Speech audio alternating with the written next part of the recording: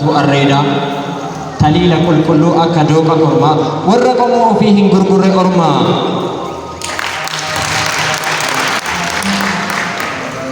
biyya aadaaf amantaan hin sakarre hambaa warra aadaaf safuun itti hafte hambaa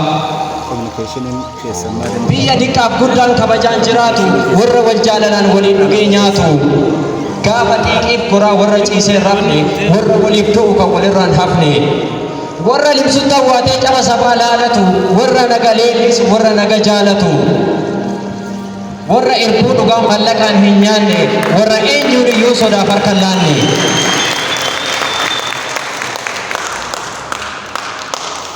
warra irbuu dhugaa mallaqaan hin nyaanne warra eenyuun iyyuu sodaaf harka hin laanne kofale rasaasa bobaatu kan ormi fagooyyuu maqaa kee sodaatu kofale rasaasa bobaatu kan ormi fagooyyuu maqaa kee sodaatu warra waan qabu kennee alagaayyuu hirbu ofii yoo jibban malee kofale nama jibbu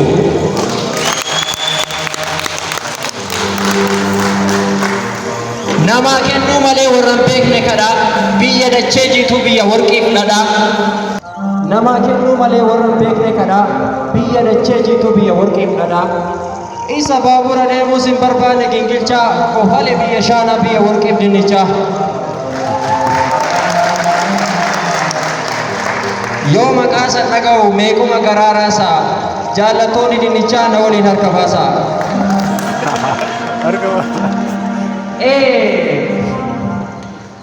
garbuuf kaarotii kenna shaanaaf dinnichaa kenna addunyaa guutuu bitaa garuu ifaaf bishaan kofalee torban tokko keessattus adigdama citaa warri shaasheef kan birootis bariinaan as dhaqatu guyyaa keessa oolanii bultiif irraa baqatu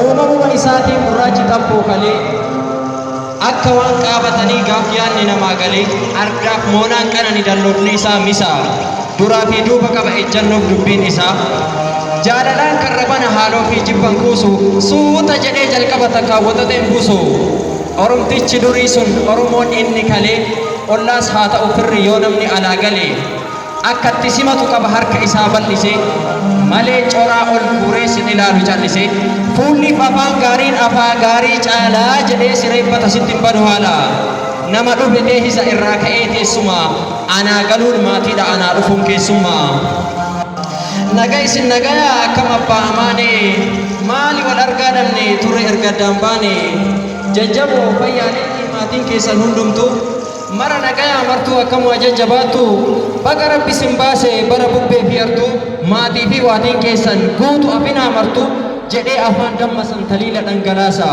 waraabee wal eebbisee gufuu karaarraa kaasa aadaan baay'ee akkasii kan nama seenu lafee hundumtuu dagateera har'a wataratti hafee ofumaa diqqeessinee ulfoo keenya sarbinaa hadha yoo waliin dhufnu haayi jennee darbinaa anaa dhufuun teenna aanaa aanessiti jaalala nuuf horti jibba faallessiti dhungoon boqoon gabbiftu jaalala gabbifti laaluuf gara nyaattoo gidduutti hambifti hadha wal xireeffanna kaayaa kaa'uu laganne kan ormaa keenya seena hundee keenya daganne gurraacha ilma xabboo kooddee fi akkatti anaa dhufuu tanteessan naadeeffadhu bakkatti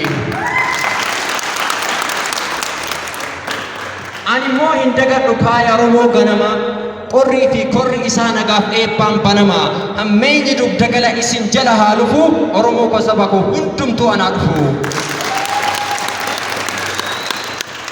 bakki silaa jirru fagoodha eessa harka lamaan nu qabdee nu baafte boolla keessa guutuun keenya dhidhattee akkan hafne hambatti fuulduratti nu baasee nu qixxeesse hambatti akkatti hojjannu karaa nutti agarsiifte ija keenya nuuf bantee waa meeqa nu barsiiste si balleessu yaadanis hundumtuu si abaaree qubaan mallattee suurraa situ nu baraare joobira nu goote sammuu keenya qartee bar dhiphinaaf yaaddoo meeqa keessa tarte gatii humna keetii mul'ifte bifatti miiltoowwan kee waliin nu baafte ifatti tuulannee barreessinee akka ol keenyu seenaa miila keen tarkaanfannee humna keen laga ceenaa kan beekumsaan arreedee waan yoo ciincessee gube lakkaa'amee dhumatu hedduu dhagatiin qubee aarsaa nuuf baasuu malee warri hin gaafanne beenyaa warri ija nuuf banan barreessitoonni keenya rakkoo meeqa gurmuu fi itti baatanii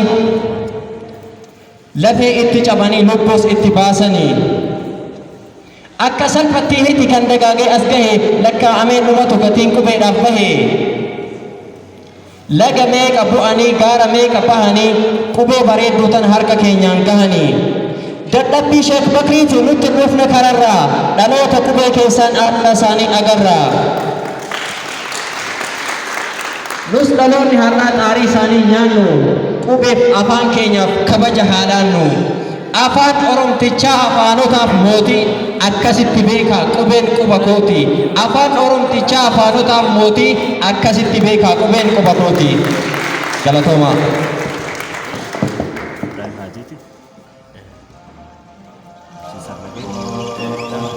amileen itti xiqqaata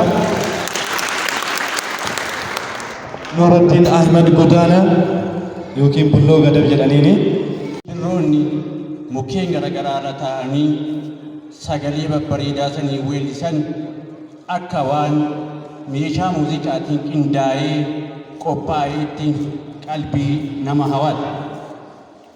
Bishaan ganna guutee mi'a yaadu didhee nama sodaachisu amma harka kennatee ijoollee daa'immantuu cambatee keessatti taphata. Kanniisnis abaaboo garaagaraa funaanee hojii ofii ifaajee baay'ee itti ifaajee kafaltii tokko malee abbaa dammaatiin ga'uuf qophii isaa xumuree jira fakkaata. Eeyyee abbaan milkeessuu abbaan dureessaa obboroo barii lafaa ka'ee horii ofii yaasee bobbaasee araddatti deebisee ciciibseera. Haati dureessaa sabaree ofii qabattee loowwan isii ilmattee jabbilee horii jalatti dhiiftee aanan qabattee gara manaatti deebiteera. Jabbileenis buburraaqanii araddaa keessa taphatu. Abbaan dureessaa huccuu fi qoma ofii lamaan irraa achi saaqee biiftuu ganamaatti qomaan achi deebi'ee aduu bareedduu birraasan qaamataa jira. Abbaan milkeessoo dubbii hambaatiif ka deemu farda isaa daamaa mi'a fardaatiin faayee yaabbatee araddaa abbaa dureessaa bira ga'eera. Halaala irraa lallabee abbaa dureessaa nagaa bultanii jedhee nagaa isaan gaafate. Abbaan dureessaatis nagaan baay'ee jalaa qabee booda abbaa milkeessoo koottaa goraa buna dhugaa jedhee gooba irra kaa'ee irraa lafaa ol ka'ee abbaa milkeessoo simate. Erga abbaan milkeessoo fardarraa bu'anii booda abbaan dureessaa farda isaanii qabee fi teessisee haati dureessaa aanan ho'ituu fi marqa carreen akka marqa kofalee irra garagalee fiddee jala keetteetti. Abbaan milkeessoo marqa carree lamaan kutatanii aanan qabbanooftuu akka aanan loon kofalee jiru san irraa nunanii garaan isaanii qabbanaa'eera. Abbaa dureessaatiin gatii loonii malee gatiin qubee hin gallee fakkaata. Abbaa milkeessoo abbaa dureessaatiif gaafii takka dhiyeessan. Yaa abbaa dureessaa, ijoollee baay'ee qabdanii ni beeka. Ijoollee teessan keessaa ijoollee meeqa gara barnootaatti ergattan jedhee gaafate. Abbaan dureessaatis yaa abbaa milkeessoo kana maan na gaafate. Horiin akkuma argitu kana badhee hunda ijaaja. Kuunii ciciisa. Faradoo addaan qaba. Harreen addaan oolti. Hoolaa fi re'een addaan oolti. Gorbaa fi korommiin addaan oolti.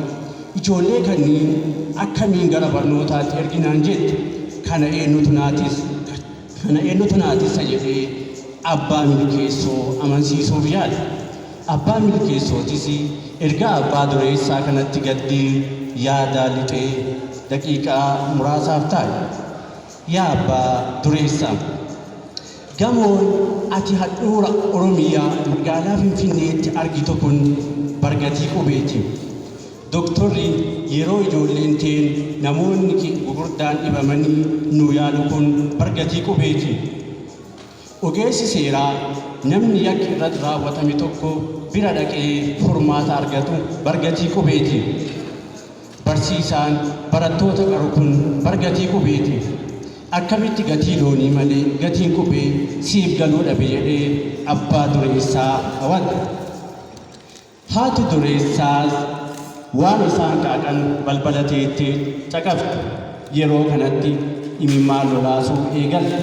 Ijoollee ollaa isaanii kan isaan barnootatti ergatan laaltee ijoolleen tiyya akkuma kiyya sammuun isaanii doomee hafa jettee yeroo baay'ee yaadaa waan turteef amma ammoo imimmaan qabachuu hin dandeenye. Abbaan dureessaatis yaadaan baduu hin oolle. Garuu gatiin loonii isa afoo siquu dadhabe. Abbaa milkeessoo yaa abbaa dureessaa koo, gatiin looniis gatii qubee malee faayidaa hin qabu. Yoo gatii qubee beekte gatii looniillee gatii fooniillee arguu dandeessa. Bakka gatiin qubee hin jirretti gatiin kamiyyuu faayidaa hin qabu. Akki gootu roonii hoolaa fi re'ee bakka tokkotti dachaasa. Gorbaa fi korommiillee bakka tokkotti dachaasa. Harree fi fardallee bakka tokkotti dachaasa. Jabbilee fi hoolotallee bakka tokkotti dachaasa. Ijoollee achirraa haftee gara barnootaatti ergi jedhee abbaa dureessaa amansiisuu yaada. Ijoolleen abbaa milkeessoollee horii ciciise kaasuuf dhufanii isa maddii ijaartu. Haasaa abbaa milkeessootii fi abbaa dureessaa kana caqasanii akkuma haadha dureessaa imimmaan qabachuu hin dandeenye. Gatii qubeetuuf gale fakkaata. Daa'imman lafaa dhuftuutis manguddoon haati ijoolleetis imimmaan isaanii qabachuu hin dandeenye. Eeyyee gatii qubeetu imimmaan nama boochisa. Hayyoota galee gatii qubee irratti hidhamanii biyya ari'amanii dararamanii itti wareegaman.